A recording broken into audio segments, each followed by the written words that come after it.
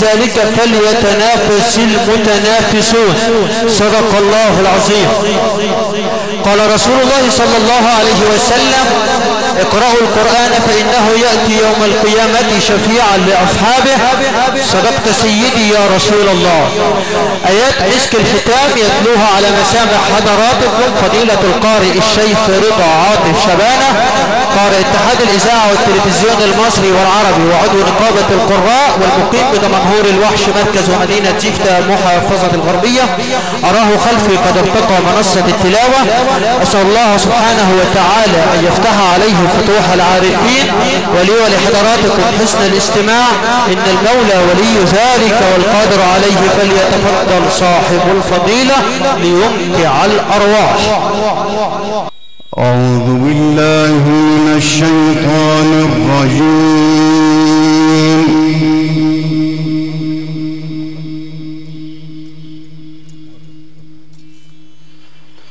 بسم الله الرحمن الرحيم.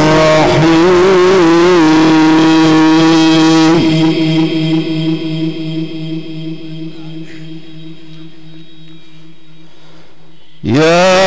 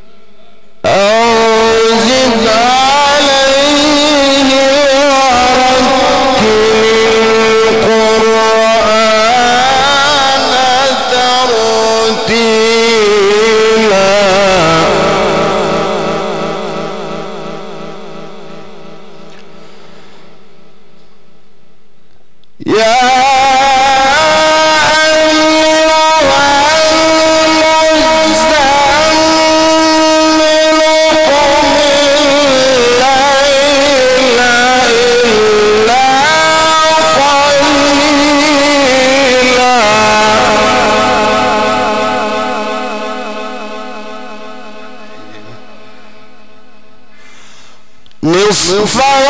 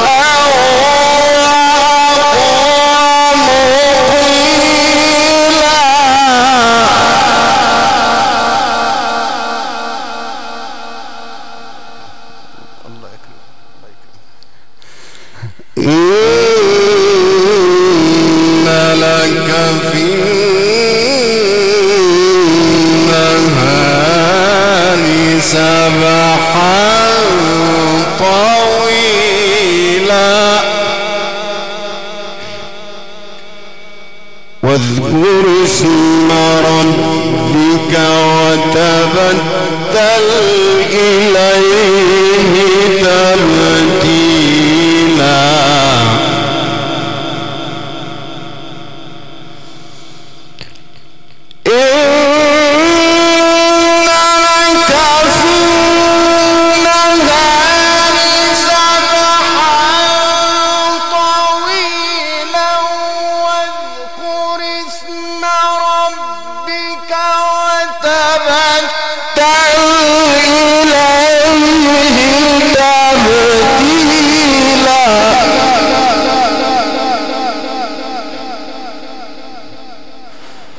رب المشرق والمغرب لا إله إلا هو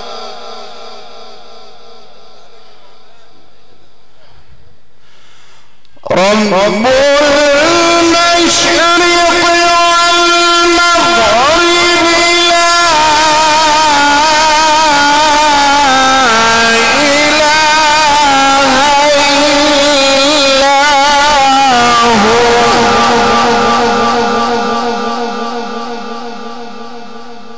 لا إله إلا هو فاتخذه وكيلا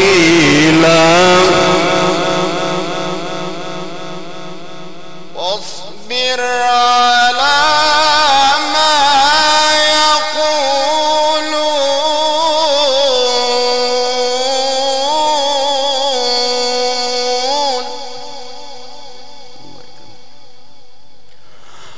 واصبر على ما يقولون واهجرهم هجرا جميلا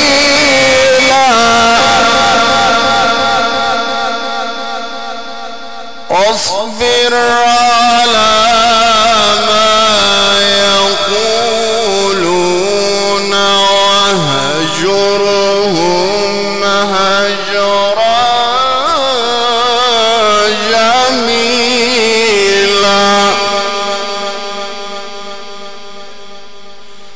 وذرني والمكذبين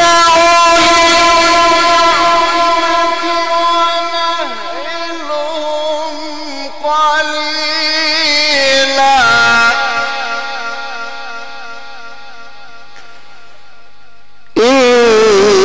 إن لدينا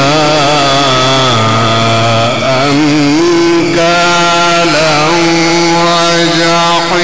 وجحيما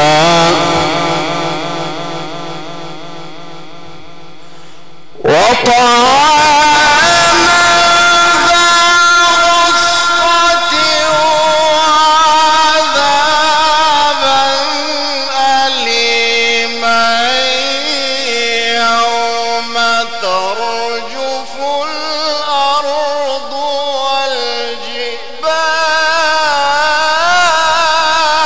والجبال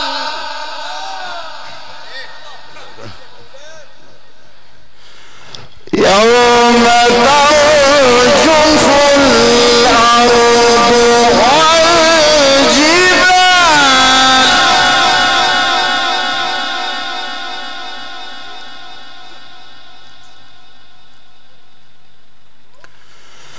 يوم ترجف الأرض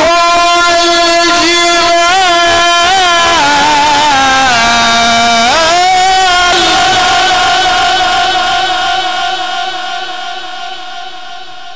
يوم ترجف الأرض والجبال وكانت الجبال كثيبا مهيلا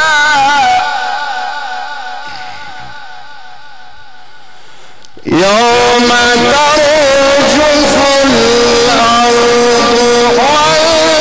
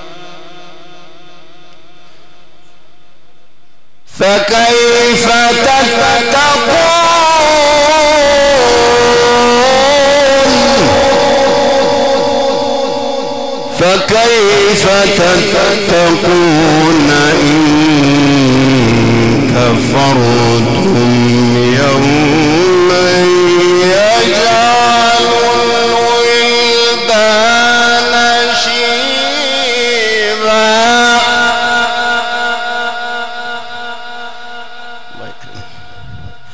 السماء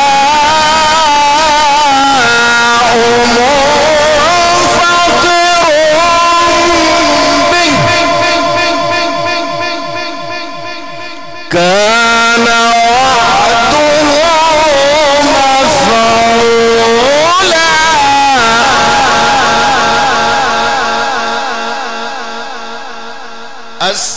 السماء منفطر به كان وعده مفعولا.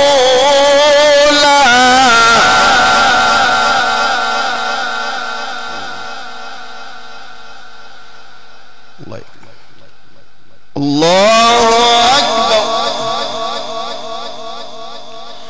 بسم الله الرحمن الرحيم.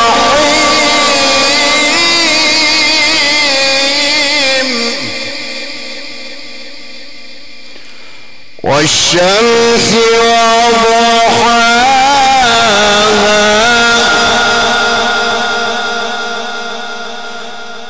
والقمر إذا تلاها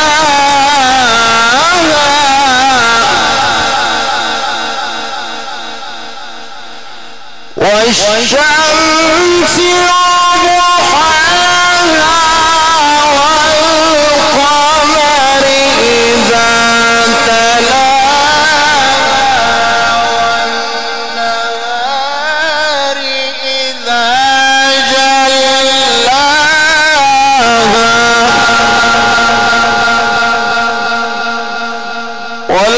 والليل إذا يغشاها والسماء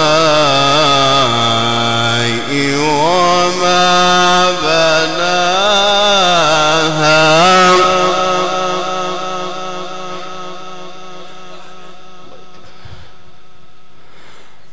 والأرض وما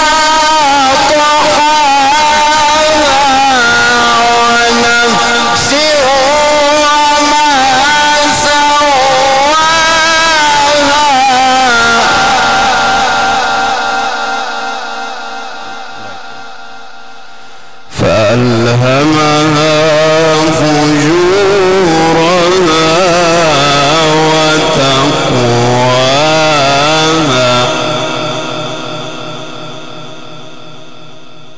قد أفلح من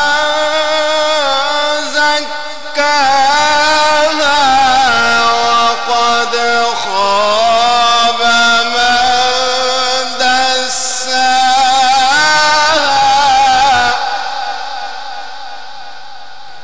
كذبت ثمود بطغواها إذ انبعث أشقاها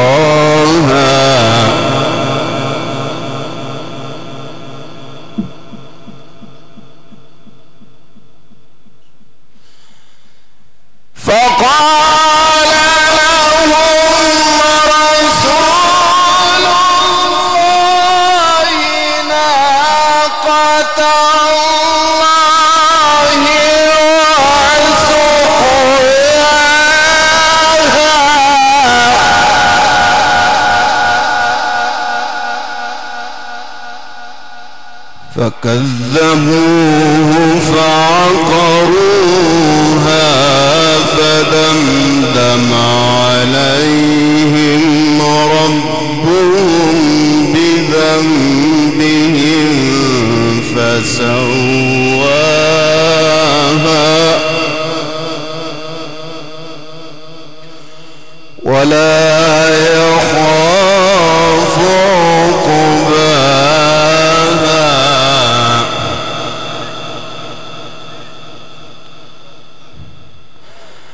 الله أكبر بسم الله الرحمن الرحيم إنا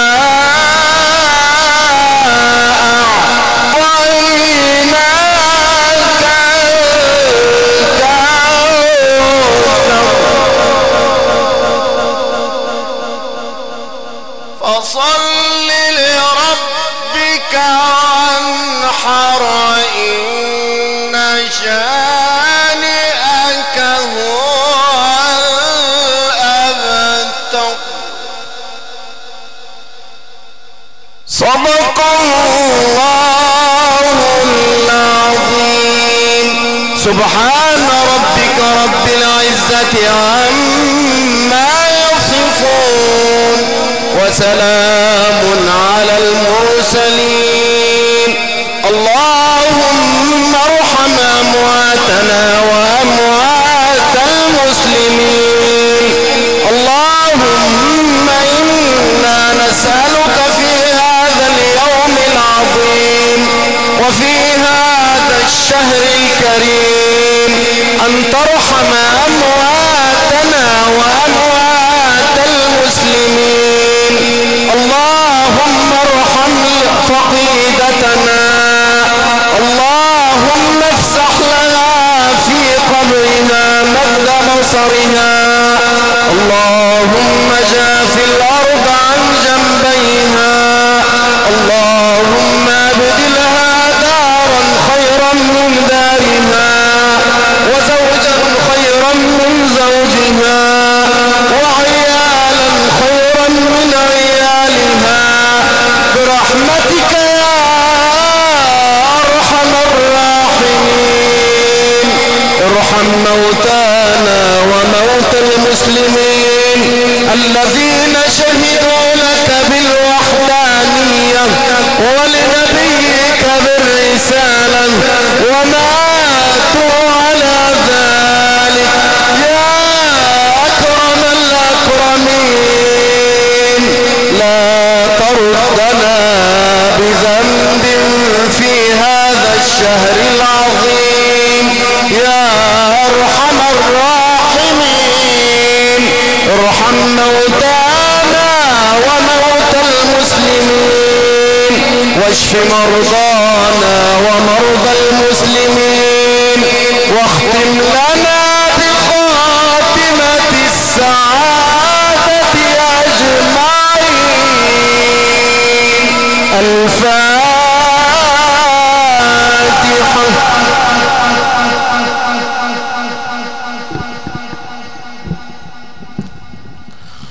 أعوذ بالله من الشيطان الرجيم بسم الله الرحمن الرحيم الحمد لله رب العالمين الرحمن الرحيم مالك يوم الدين إياك نعبد وإياك نستعين اهدنا الصراط المستقيم صراط الذين أنعمت عليهم غير المغضوب عليهم ولا الضالين آمين. الفاتحة زيادة في شرف النبي وأهل بيته والآل أجمعين والصحابة الكرام وأمهاتنا أمهات المؤمنين وإلى روح الفقيدة الراحلة حرم الحاج حرم المرحوم الحاج كمال شبانة. آيات مسك الختام تلاها على مسامح حضراتكم ذلكم العلم القرآني الإذاعي الكبير فضيلة القارئ الشيخ رضا عاطف شبانة القارئ والمقيم بدمنهور الوحش بمركز ومدينة زفتة بمحافظة الغربية. نقلت لحضراتكم عبر الهندسة الصوتية والضوئية وأفخر محطات الديزل والشركة الفنية للفراشة الذهبية الكبرى إدارة البشمهندس زكي شبانة المقيم بدمنهور الوحش بمركز ومدينة زفتة بمحافظة الغربية. الخدمات الفندقية الممتازة المتميزة تحت إدارة أولاد البلد تحت إدارة المتر أبو حمدي المقيم بمنهور الوحش بمركز ومدينة زفتة بمحافظة الغربية. وحدة البث المباشر وشاشات الانترنت العالمية إدارة البشمهندس محمد البيضق المقيم بسمبل الكبرى بمركز ومدينة زفتة بمحافظة الغربية. نذكر حضراتكم بوجود علمين من أعلام دولة التلاوة، فضيلة القارئ الشيخ طه صلاح شكر القارئ والمقيم بكفر هلال بمركز ومدينة بركة السبع بمحافظة الغربية بالمنوفية، ووجود ذلكم العلم القرآني الإذاعي الكبير فضيلة القارئ الشيخ أحمد مجدي المقيم بكفر هلال ببركة السبع بمحافظة المنوفية. أيها السادة المعزين، تتقدم العائلة الكريمة والأسرة الكريمة وأنسابهم وأقاربهم بخالص الشكر والتقدير إلى من جاء مقدما واجب العزاء، وإلى علماء الأزهر والأوقاف، وإلى قيادات مجلس الشعب. أيها السادة المعزين، أسرة المرحوم الحاج هرم الحاج المرحوم كمال شبانة. يا السادة المعزين، شكر الله سعيكم جميعا ولا أراكم الله مكروها في عزيز لديكم، والسلام عليكم ورحمة الله وبركاته.